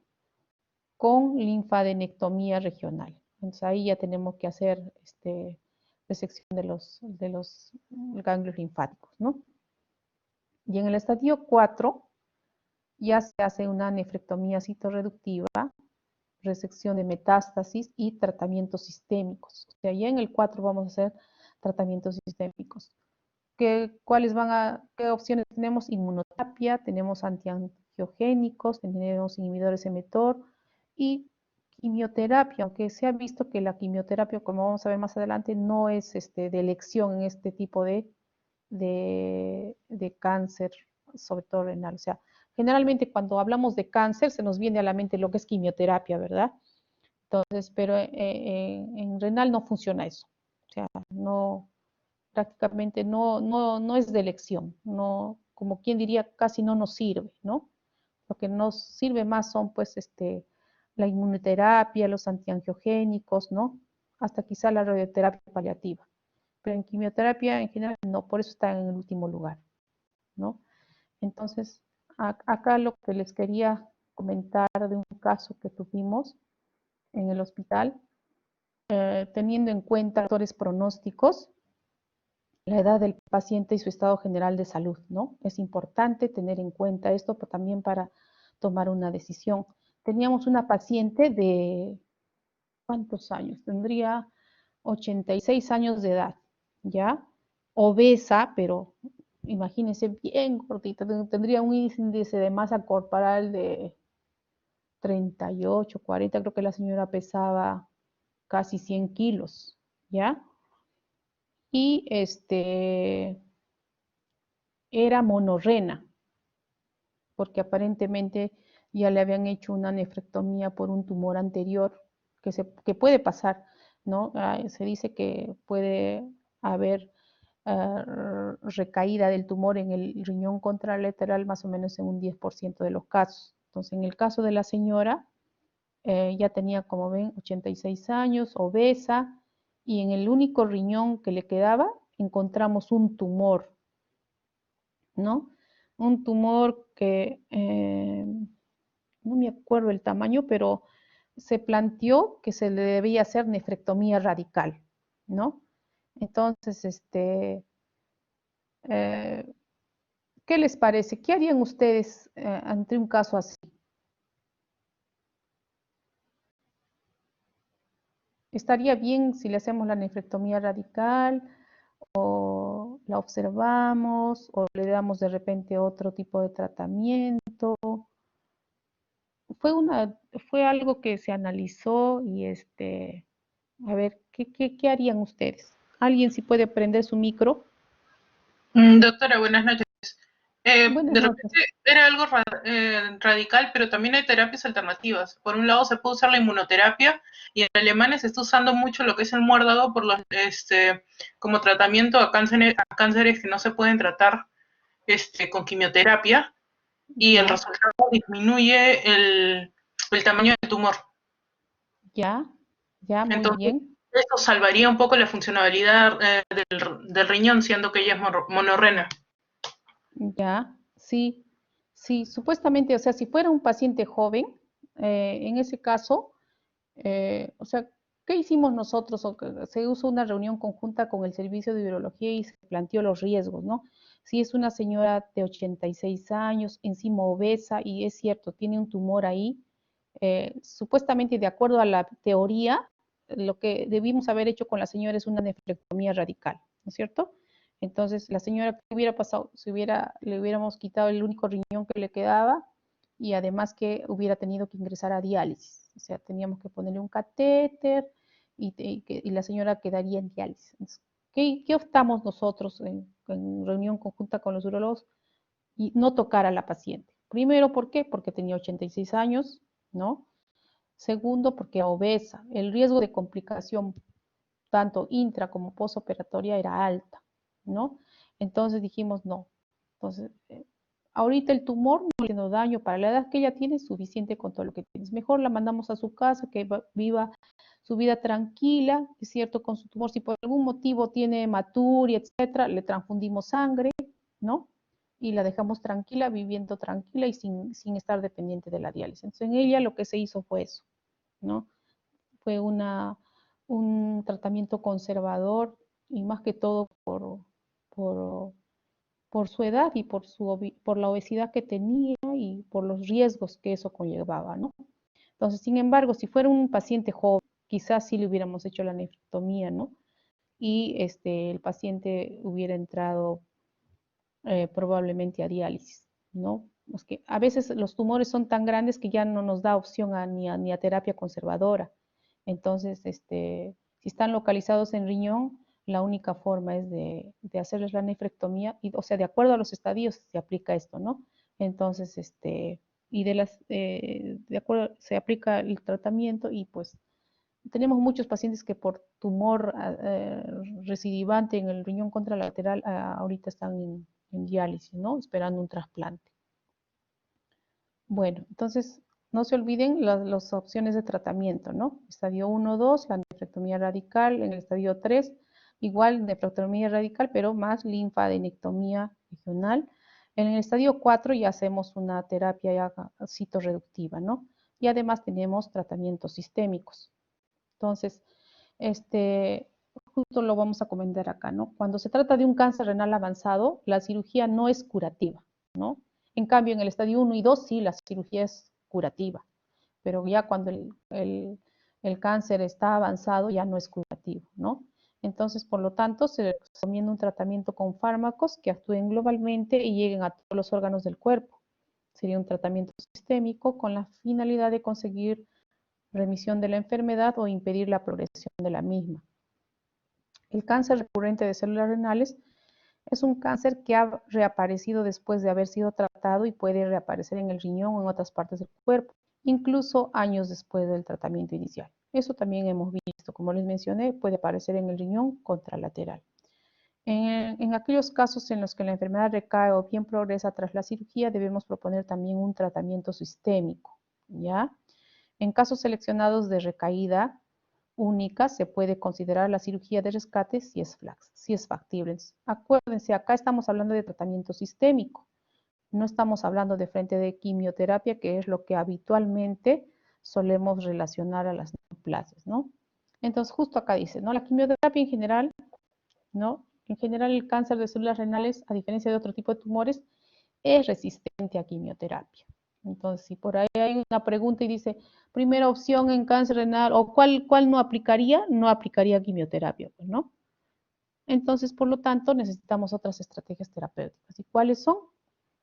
Por ejemplo, la inmunoterapia. ¿Y qué es la inmunoterapia? Es un tipo de terapia biológica que estimula la capacidad del sistema inmune para combatir el cáncer, ¿no? Se emplean sustancias producidas por el cuerpo o fármacos elaborados en un laboratorio para estimular, dirigir o restaurar las defensas naturales del cuerpo contra la enfermedad. Varias estrategias basadas en inmunoterapia se han utilizado para aumentar la inmunidad antitumoral, ¿no? Por ejemplo, la administración de citoquinas clásicas como interleuquina 2, interferón alfa, tienen eficacia clínica demostrada desde la década de los 80, ¿no? Sin embargo, hoy en día su uso en la clínica ha disminuido considerablemente debido a la eficacia de nuevos tratamientos diana que han demostrado mayor eficacia clínica y mejor perfil de tolerancia. Entonces, hoy, por ejemplo, tenemos las terapias dirigidas, ¿no? Entonces, inmunoterapia, terapia dirigida. La terapia dirigida va a utilizar fármacos y otras sustancias que pueden identificar y eliminar células cancerosas específicas sin dañar las células normales, ¿no? Por eso se llama terapia dirigida. Son los fármacos denominados dianas terapéuticas, ¿no? Estos fármacos pueden producir remisión de la enfermedad o bien impedir la progresión de la misma en la mayoría de los casos, pero no curan la enfermedad, ¿no? La terapia, también tenemos la terapia antiangiogénica. Es un tipo de terapia dirigida para el cáncer avanzado de células renales con resultados muy prometedores en los últimos estudios. Actúa sobre los receptores críticos de los vasos sanguíneos desarrollados en el propio tumor. Con este tipo de terapia se impide la formación de nuevos vasos sanguíneos por el tumor que son imprescindibles para que éste se nutra y así seguir avanzando, ¿no? El resultado es que el tumor deja de crecer o reduce de tamaño. Entonces, la terapia antiangiogénica va dirigida hacia los vasos del tumor, ¿no? ¿Y para qué? Para que deje de crecer o reduzca su tamaño. ¿Y cuáles son los fármacos que disponemos, no? El sunitinib, pazopanib, bevacizumab, sorafenib, axitinib y tivozanib, ¿no? Son fármacos antiangiogénicos, ¿no? También tenemos los inhibidores mTOR, ¿no? Que tiene un papel fundamental en el metabolismo, crecimiento y proliferación de la célula tumoral, ¿no? Han demostrado actividad en esta enfermedad en estudios aleatorizados y actualmente disponemos de dos fármacos, el temsirolimus y everolimus. Ahora, mencionar también que estos fármacos, el everolimus sobre todo, se usa también en trasplante, ¿ya? Entonces, también, como vemos, tienen varios usos. Entonces, ahí tenemos las terapias dirigidas, angiogénicas, ¿no? Los inhibidores de mTOR también. Ahora, no olvidarnos también del tratamiento sintomático, ¿no? Acuérdense que estos pacientes van a referir también dolor, ¿no? Entonces, ¿qué tenemos que hacer? Manejo del dolor, ¿no? También para manejar el dolor podemos usar radioterapia como tratamiento paliativo. En el caso de metástasis óseas también se puede usar los bifosfonatos, el ácido solendrónico, por ejemplo, ¿no? Que ayudan a disminuir las complicaciones derivadas de la afectación tumoral en el hueso. Y si tenemos afectación tumoral en el hueso, ¿qué vamos a tener? Y podríamos presentar o tener hipercalcemia, ¿no? Si nuestro paciente con cáncer tiene hipercalcemia, hay que buscar afectación ósea. Entonces, y en relación a los ensayos clínicos, ¿no? Como ven, ya prácticamente los ensayos clínicos son, pues, son estudios que están presentes en todos los pacientes con cáncer, ¿no? En Estados Unidos, creo que antes de brindarles la terapia estándar de frente, ya señor, tú vas a entrar aquí, deseas, les hacen firmar su consentimiento y formal, les decía, desea entrar a este ensayo, pum, y porque es una nueva droga que estamos viendo, que es mejor, que pues, no les dicen, y así captan a los pacientes, ¿no? Entonces, los ensayos clínicos pues forman parte fundamental del proceso de investigación del cáncer, ¿no? A menudo responden a preguntas importantes y ayudan a avanzar en la investigación. Nos ayudan a determinar si los tratamientos nuevos para el cáncer son seguros y eficaces o mejores que el tratamiento estándar, ¿no? Muchos de los tratamientos estándar actuales se basan en ensayos clínicos previos. Obviamente, casi todos pasan, los que son actualmente de tratamientos estándares son los que ya han pasado por ensayos clínicos, ¿no? Ahora, los pacientes que participan en un ensayo clínico pueden recibir el tratamiento estándar o bien estar entre los primeros en recibir el tratamiento nuevo, ¿no? Algunos ensayos clínicos solo incluyen a pacientes que todavía no recibieron tratamiento. Otros ensayos prueban los tratamientos para los pacientes cuyo cáncer no mejoró con la terapia inicial, ¿no? También hay ensayos clínicos que prueban nuevas maneras de impedir que el cáncer vuelva a aparecer, ¿no? O de reducir los efectos secundarios del tratamiento. Eso de los ensayos clínicos realmente tiene pues sus ventajas y sus desventajas, ¿no? Bueno, no es el tema, pero yo tengo hay una enfermera en el hospital que su papá tenía leucemia mieloide crónica, ¿no?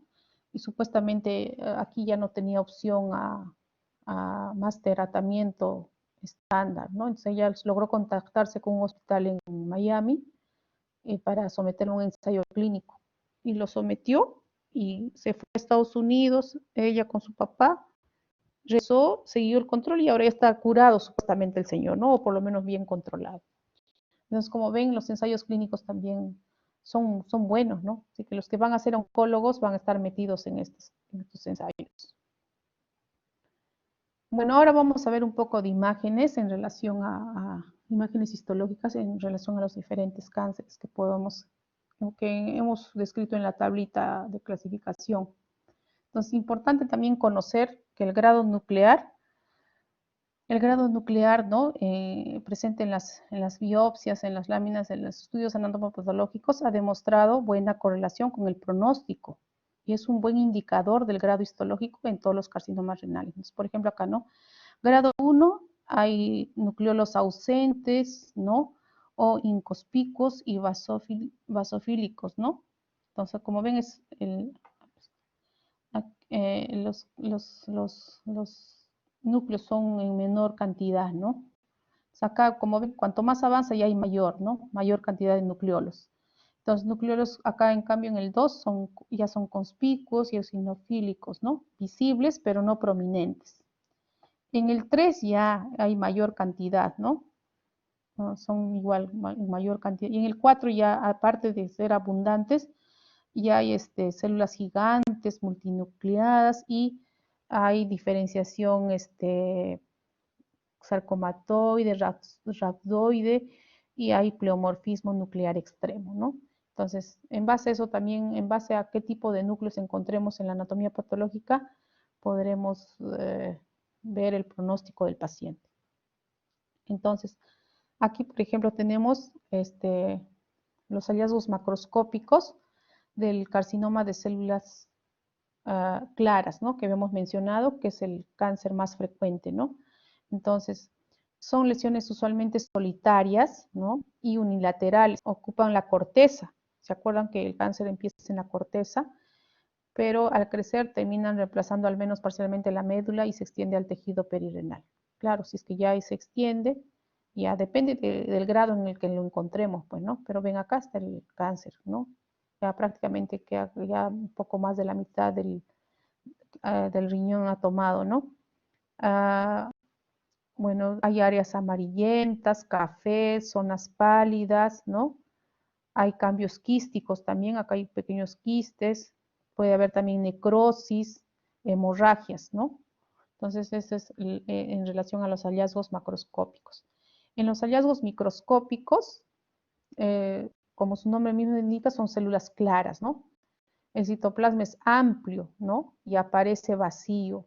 Los núcleos son centrales y suelen ser de grado 2, ¿no? ¿Se acuerdan de grado 2? Se refiere a esto, ¿no? Generalmente los núcleos son de este tipo, de este grado, ¿no? Entonces, los límites celulares son bien definidos, se logra definir, pero sin el reforzamiento de la membrana citoplasmática visto en los cromófobos que vamos a ver más adelante, ¿no? El aspecto de los carcinomas convencionales es variable. Usualmente son células claras y una rica red vascular, como se observa en la imagen izquierda, ¿no? Acá la red vascular, acá, la red vascular, ¿no? Ahora, el aspecto claro del citoplasma se debe a la presencia de glucógeno y lípidos. Por eso se llama células claras, ¿ya? Entonces, aquí, por ejemplo, tenemos otro tipo de neoplasia, la neoplasia renal quística multilocular de bajo potencial maligno, ¿no?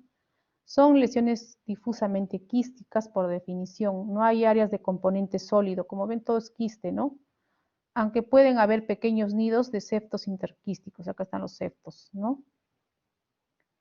La razón para que aparezcan en la nueva clasificación como un tumor diferente es su comportamiento no metastasizante, ¿no? Corresponde a menos del 1% de carcinomas renales convencionales. En los hallazgos macroscópicos, como ven, son masas expansivas, ¿no? Rodeadas por una pseudocápsula fibrosa y el tumor es completamente quístico. Todo esto es parénquima renal normal, ¿no? Y acá está el tumor quístico, con cavidades de tamaño variable, o sea, las cavidades también son de diferente tamaño, ¿no? No comunicantes, separadas por septos, ¿no? De tejido fibroso, grueso e irregular.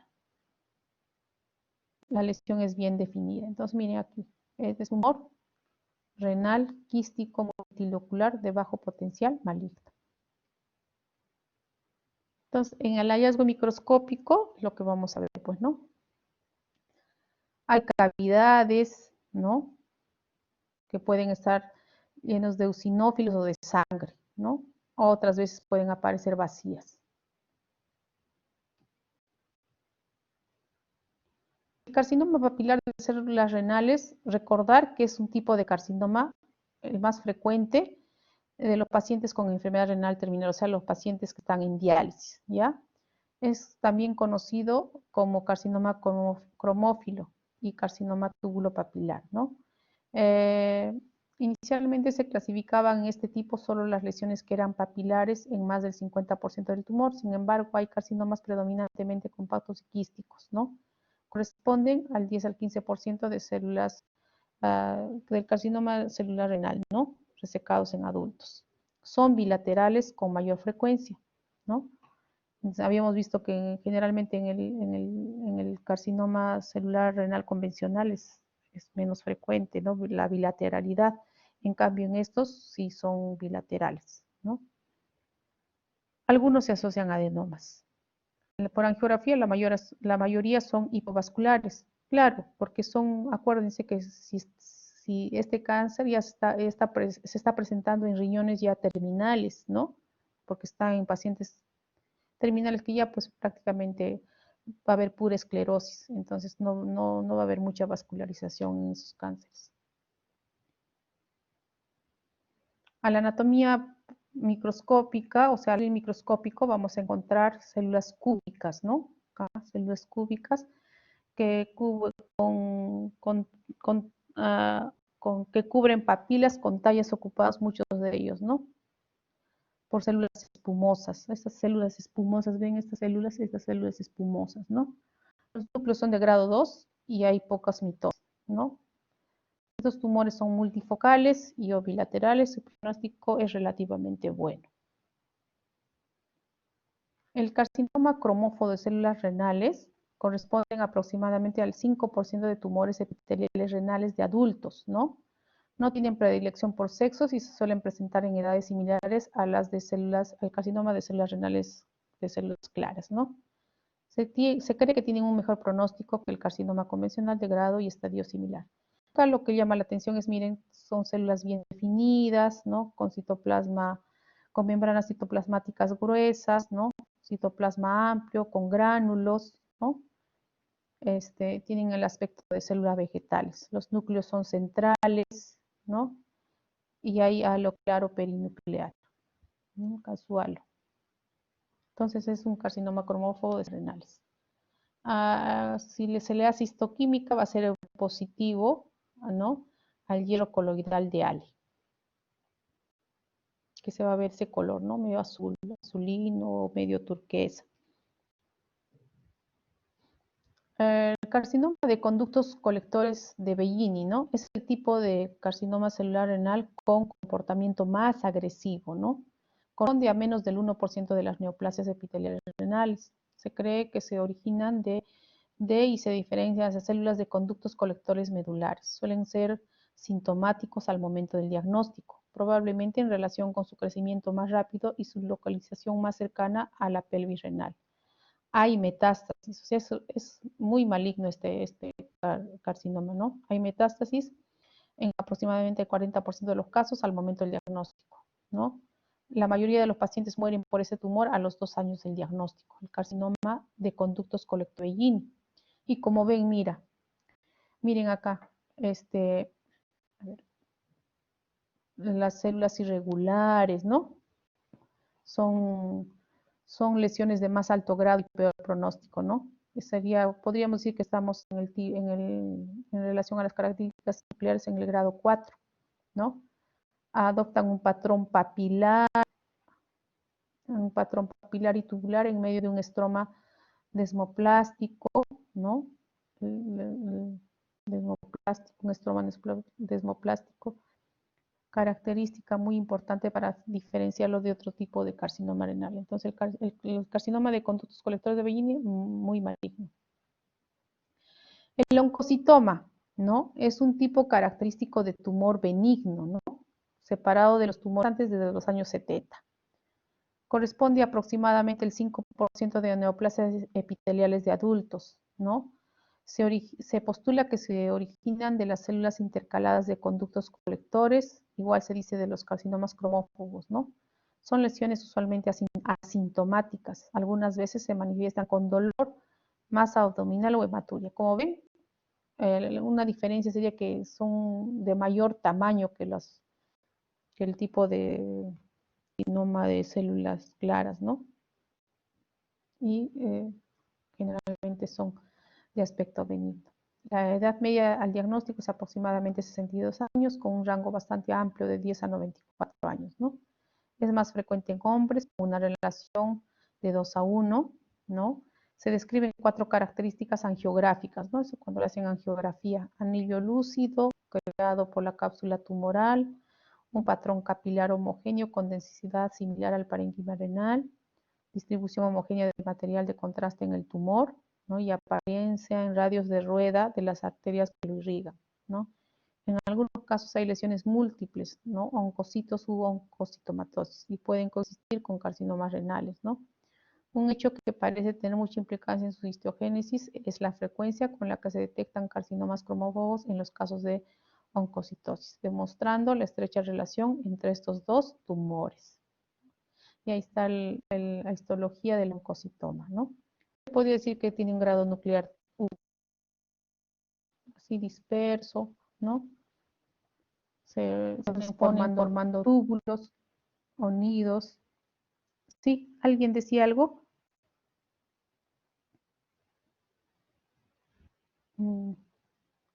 Los núcleos son centrales, relativamente homogéneos, núcleos pequeños, ¿no? No hay o son escasas las células con halo perinuclear, ¿no? Entonces, como ven, tiene un aspecto benigno. Y bueno, acá,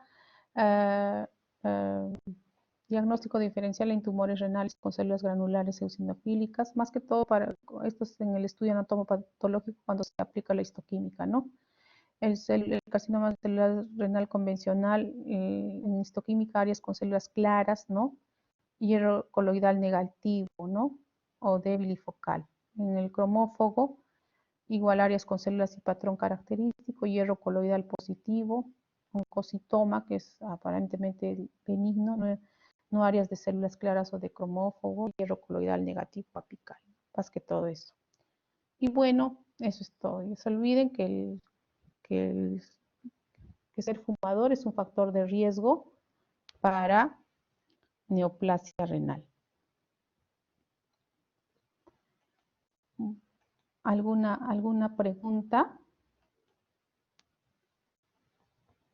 ¿Están despiertos todavía o ya se durmieron?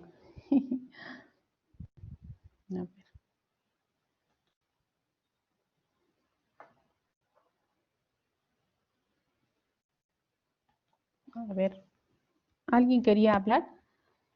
¿Alguien quería consultar algo? Ah, ya. Muy bien, todavía están despiertos.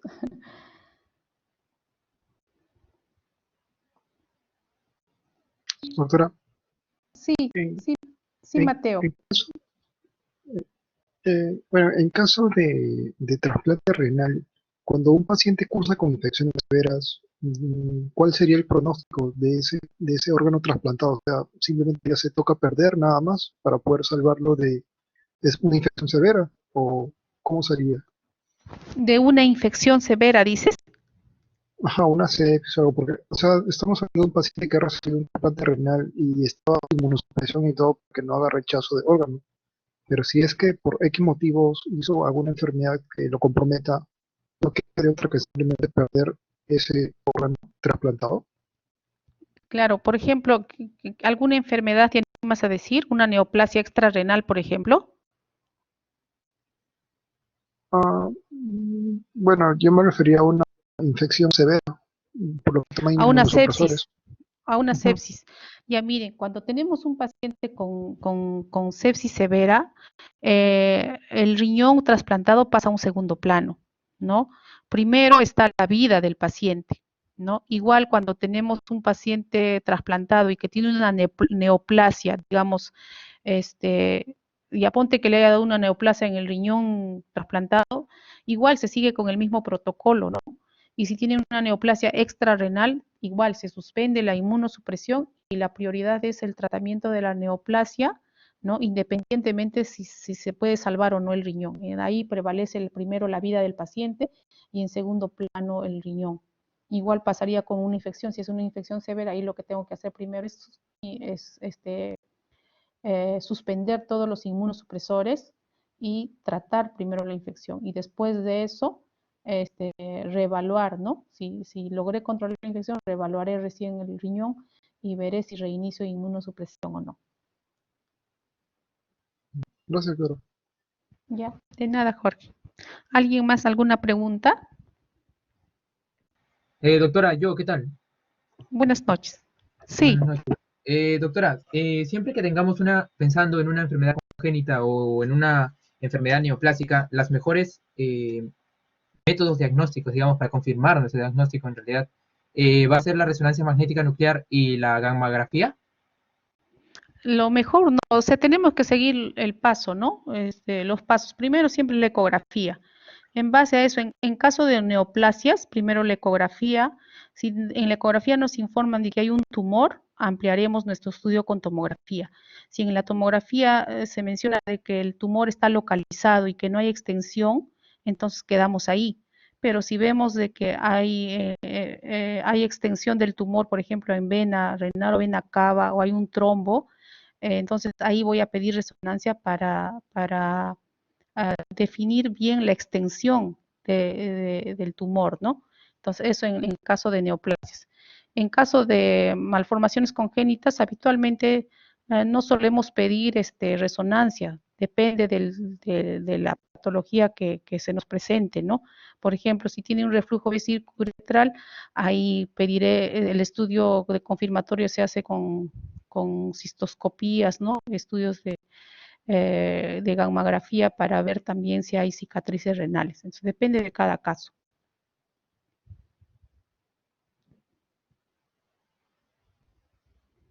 ¿Alguien más tiene alguna otra pregunta? Doctora, ¿qué tal? Buenas noches. Buenas noches.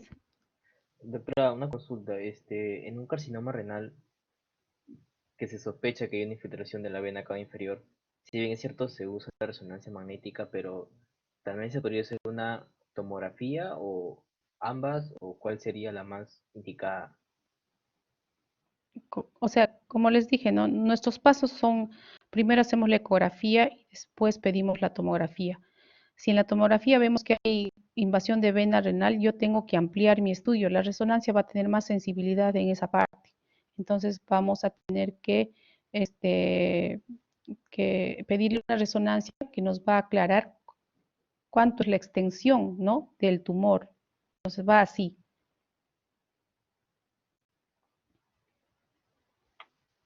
Pero ambas, o sea, demuestran la infiltración o solamente una. Ambas te van a mostrar la infiltración, pero quien te va a precisar la extensión, ¿no? Es la resonancia. O sea, tú en una tomografía puedes ver el trombo, lo puedes ver, ¿no? Puedes ver ahí la infiltración, pero no nos va a ayudar a ver la extensión. Si ya de repente sobrepasó la, mm, las capas de la vena o ya está ya adherido a otro órgano, etcétera.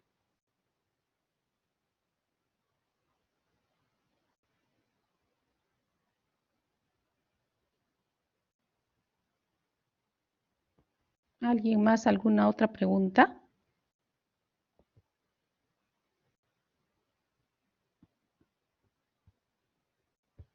Recordar y repasar bien los gráficos de los estadios de la neoplasia renal y el tratamiento también. No se olviden que también la presentación hereditaria a veces solo 5% y más se presenta de forma esporádica, ¿no? Y obviamente el tratamiento también va a depender de cada caso, como el que comentamos de la señora de 86 años, ¿no? Que muchas veces sale de todo lo que hemos aprendido. A veces es más importante ver riesgo-beneficio en la terapia que vamos a aplicar.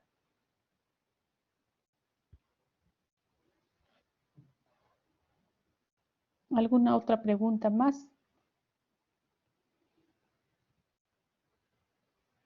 Bueno, si ya no hay más preguntas, damos... sí, claro. Sí, también la clase está grabada. No leí la última.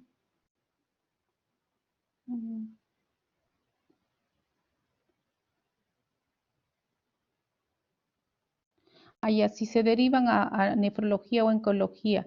No, todas las neoplasias, ya cuando tienen estudio anatomopatológico y está confirmado, se derivan a oncología, ¿no? Ahora, si, siempre y cuando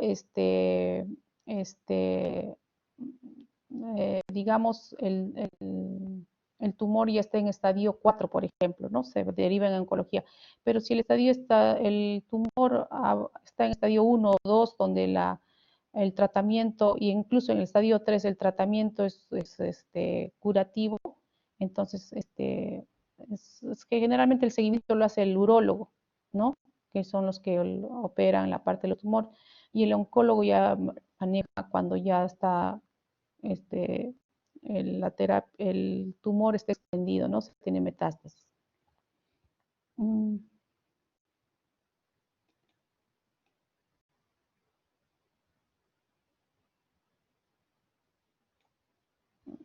Este, eh, no tienen la teoría ustedes. ¿Cómo se los paso? ¿Se los paso a algún WhatsApp, algo?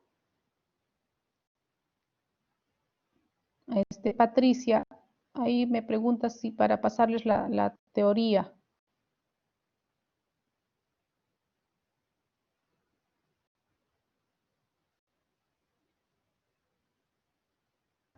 Doctora, buenas noches. Si no Buenas noches. a la doctora Carrasco o si no a la delegada de la sede y ella se encarga de enviarlo. Ya está bien. Sí, sí, a la doctora Carrasco le he enviado las clases, pero sí, haya hecho algunos cambios, pero básicamente, sí, sí. Se lo voy a volver a enviar en todo caso. ¿Cuándo es vuestro examen de nefro? ¿El lunes? El lunes, doctora.